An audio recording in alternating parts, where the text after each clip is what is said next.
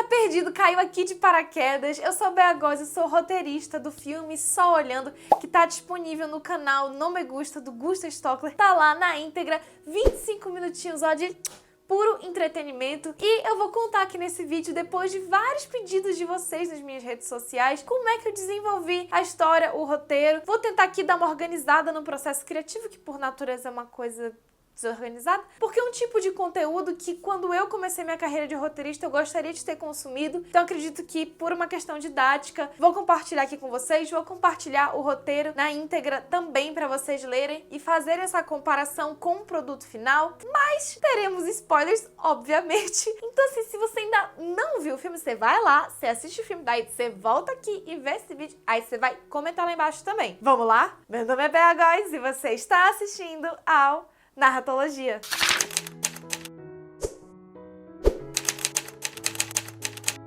Vamos começar do começo. O Gusta entrou em contato comigo mais ou menos início do ano e a gente foi conversando durante um tempão, falando, pô, vamos fazer alguma coisa e tal, não sei o quê. Só que eu não tinha nada pronto, assim, nenhuma ideia pronta que servisse exatamente pro que ele queria. Mas daí eu falei, olha, Gusta, eu posso fazer pra ti, eu posso fazer algo pensando no teu canal, no teu público, no teu estilo, no que tu gostas. Daí ele falou, pô, beleza, fechou, vamos. A partir daí começa o desenvolvimento do plot que chegou a virar Só Olhando. E daí eu quero explicar para vocês uma coisa muito importante que se chama proposta. Qual que era a proposta que o Gusta queria? Um filme que tivesse um engajamento muito grande e com o qual as pessoas pudessem se identificar, especificamente o público dele, que é composto principalmente de jovens e jovens adultos. Então, trabalhando para esta faixa etária e pensando que a gente queria um produto que pudesse conversar com muita gente, ou seja, que muitas pessoas pudessem assistir, vocês já sabem, Macaco Velho daqui do canal já conhece, a estrutura narrativa que mais se adequa a essa proposta é narrativa clássica, estrutura clássica, arquiplot, jornada do herói, chamem do nome que vocês quiserem. Então eu tinha que fazer essa proposta daí. Só que o Gusta também tinha me dito que ele queria enviar o filme para alguns festivais. Então eu não podia pensar num plot que fosse muito raso. Também de tocar muitas pessoas e que o tema pudesse ficar voltando e voltando na cabeça delas. Daí, galera, vem a parte assim, processo criativo, cada um tem o seu, não tô dizendo que o que aconteceu comigo foi o certo. Enfim, vou compartilhar aqui com vocês, tô até um pouco constrangida porque o processo criativo é uma coisa muito íntima. Então, deixa seu like e se inscreve no canal porque eu tô aqui me expondo pra vocês. Vou mostrar aqui minhas intimidades. Você acha que eu mereço pelo menos seu like? Não merece? Poxa, merece.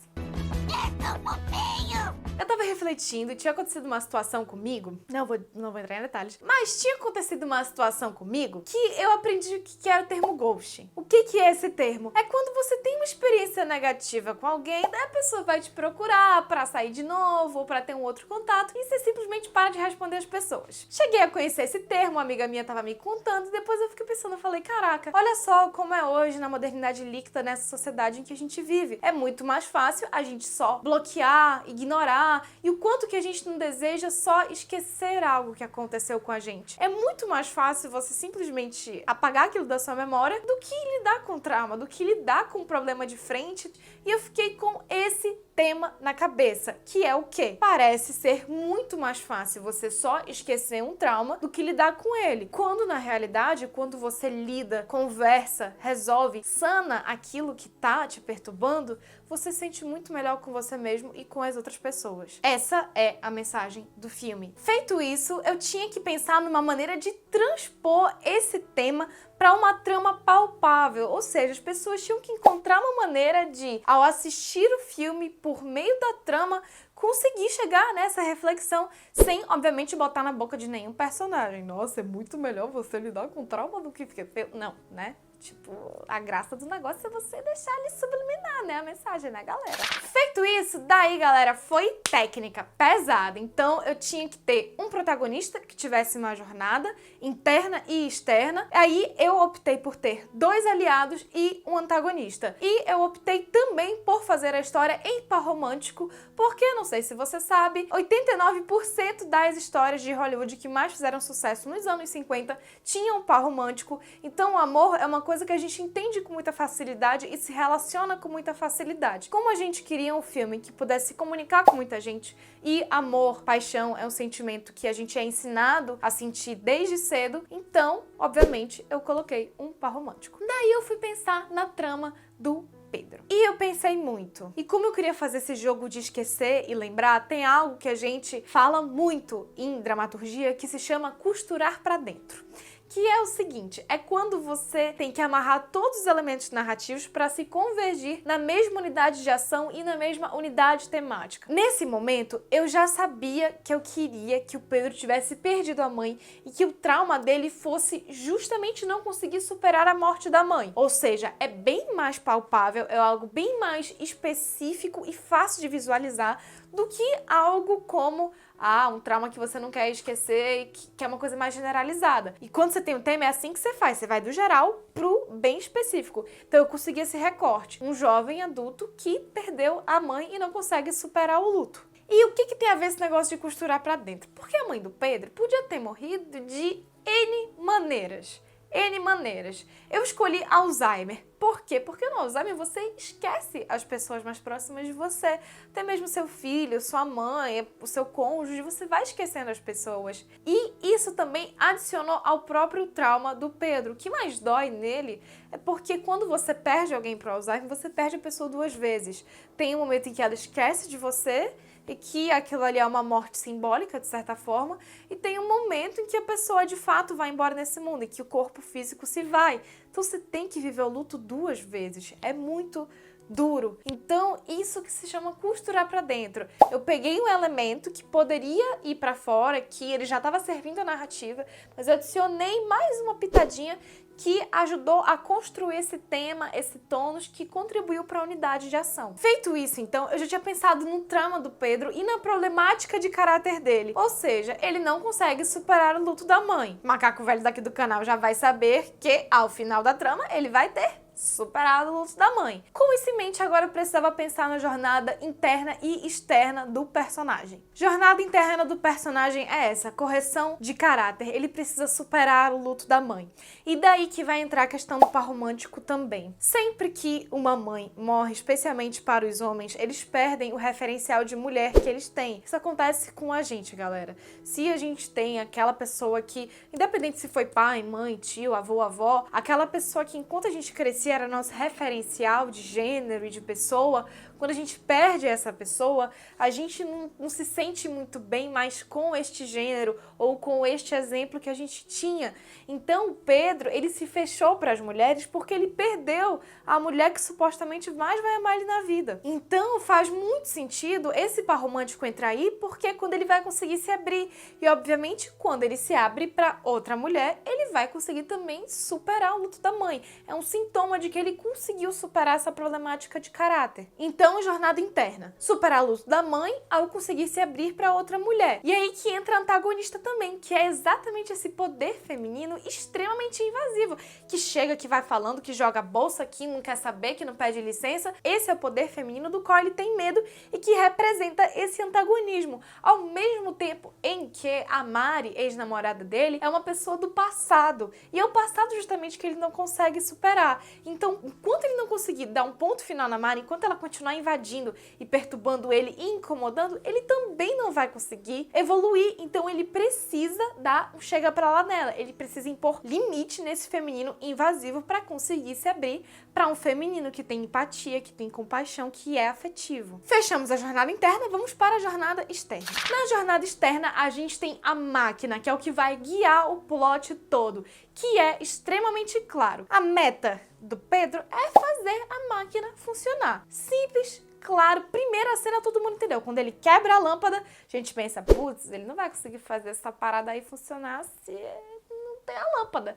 Ou seja, a lâmpada exatamente é o que vai começar a movê-lo. Porque o protagonista, por esses problemas internos, ele não vai se mover. Ele precisa de um fator externo que faça ele se mover, que é uma coisa que a gente sempre fala em aula de dramaturgia. O plot força o caráter. Então é algum motivo externo que vai fazer o protagonista se mobilizar e nessa jornada que ele vai entrar porque ele se mobilizou, é que ele vai modificar o caráter dele.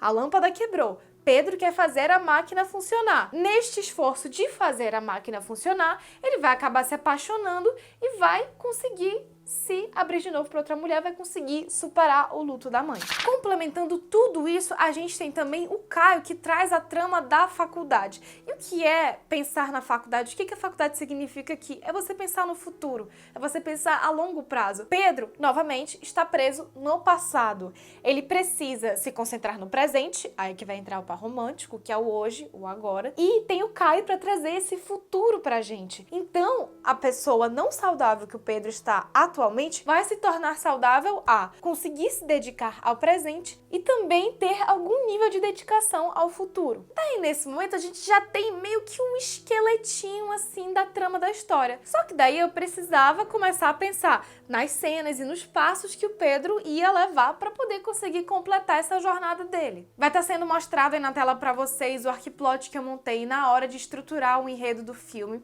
Vocês podem ver que no primeiro momento de apresentação a gente percebe como funciona o Pedro com a Mari, o Pedro com o Caio, como é que é a relação dele com a máquina. Então a gente tem a apresentação e a noção de que ele não consegue superar o luto da mãe. Isso fica bem claro pra gente. Num segundo momento, que já é um incidente incitante, a gente percebe que ele começa a tentar superar o luto, que é quando ele conhece a Lara. Por quê? Já que a lâmpada quebrou, ele está mobilizado por isso e ele vai lá na loja conhecê-la. E ele se permite, ele conversa com ela, ele fala com ela, ele meio travado, mas ele ainda consegue. E a gente percebe uma pequenina evolução de caráter dele quando na cena 3 ele faz aquele acordo com a Mari. Olha, eu te dou essa substância e você nunca mais vem atrás de mim. Isso é uma tentativa dele de impor limites a ela. Lembrando que ao impor limites a Mari, Pedro está melhorando na sua problemática de caráter. Daí vocês podem ver que o midpoint do arquiplot é quando ele quase consegue superar o luto da mãe. Daí eu vou explicar aqui um pouquinho. O midpoint é um momento também em que o protagonista toma consciência do seu problema, que é exatamente o momento em que o Pedro fala que ele poderia esquecer que a mãe o esqueceu. Ou seja, ele revela para o par romântico como é que ele se sente em relação àquela problemática. O que demonstra um avanço muito grande, porque quando a gente consegue falar de um trauma, aquilo ali já significa uma melhora de caráter pra gente. E o momento em seguida, quando ele manda um áudio pra Mari e fala: Mari, passa aqui pra buscar a substância, ele tá dizendo pra ela: olha, você vai vir aqui, você vai pegar isso e você vai embora. Ele tá correndo pra botar um ponto final nisso, pra impor limites a ela. Só que todo mundo, macaco velho, de novo, daqui do canal, já sabe, depois no midpoint, a gente tem aquela regressão de caráter que o protagonista se retrai e é nesse momento, em geral, que o antagonista tem uma vitória. Ou seja, Mari é convidada para ir à casa de Pedro, ela chega lá, ela entende, pô, ele tá todo arrumado e tal, você arrumou pra mim, a gente vai reatar e tal. Até que ela percebe o cartão da Lara e ela saca, essa merda não é pra mim, essa merda é pra outra. Gostei disso não. E nesse momento ela vai tentando incitar a raiva no Pedro e ela consegue. E é nesse momento que o antagonista tem uma vitória sobre o protagonista. E é exatamente por esse erro de ter cedido ao joguinho da Mari que Pedro mais tarde vai sofrer com as consequências da Mari ter jogado a substância no chocolate que a Lara come e que provoca esquecimento nela. A substância, como vocês devem ter visto, funciona no seguinte esquema: basta você pensar muito na pessoa que você esquece dela. E Lara, naquele momento em que ela come o chocolate, ela estava pensando muito no Pedro. Então, quando ele chega lá com ela, que ele percebe que, caraca, a máquina começou a funcionar, tipo, deu certo. E só deu certo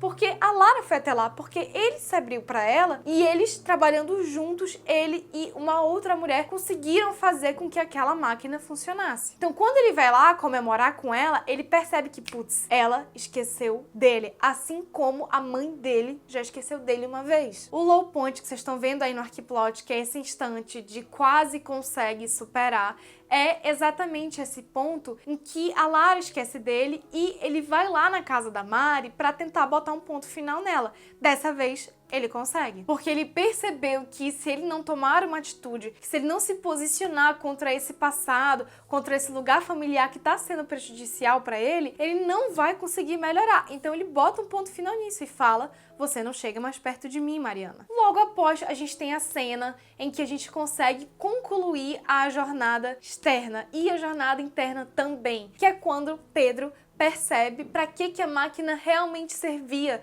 E isso é o que realmente comprova a modificação do caráter dele. Porque quando ele pensava daquele outro jeito, quando ele não conseguia superar o passado, ele jamais seria capaz de imaginar que a máquina era para guardar lembranças. Aquilo que tanto doía nele, que era justamente lembrar da mãe quando ela tinha esquecido dele, para ele não fazia sentido aquela máquina servir para guardar lembranças. Mas agora faz muito sentido para ele. E é exatamente essa percepção de ter esse contato novamente com a mãe, de perceber que esquecer é tão doloroso quanto ser esquecido, é que ele consegue ser impulsionado a, mais uma vez, ir lá com a Lara, tentar do zero, mesmo ela tendo esquecido dele, porque ele acredita que aquele contato dos dois pode gerar muitas memórias positivas ainda e que vale a pena ele se esforçar, ele ir lá, fazer tudo do zero. E é nesse momento do Arquiplot que vocês podem perceber que ele supera o passado e tá preparado para se dedicar ao presente e ao futuro, também fechando a trama da faculdade,